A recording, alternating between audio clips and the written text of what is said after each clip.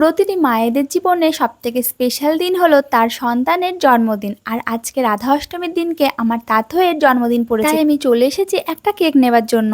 তো এতগুলো এখানে কেক রয়েছে, ও সব থেকে পছন্দ পিঙ্ক পিঙ্কটা, বলে পিঙ্ক পিঙ্কটা নেবে, ওর ফেভারিট, তাই তো মাম্মা? হ্যাঁ। পছন্দ তো তোমার? কতটা? এটা একটু নাম করে দাও, এরকম করে দাও। মেয়ের পছন্দের পিঙ্ক কালার কেক নিয়ে দেখো আমরা বাড়ি চলে এসেছি, আর মেয়েকে রেডিও করে দিয়েছি। সে তো কত খুশি, সে কেক কাটবে, তার ওপর আবার তার ফেভারিট কালার পিঙ্ক কালারের কেক। যেই আমরা ক্যান্ডেলটা জ্বালিয়েছি দেখো কত আনন্দ পেয়েছে।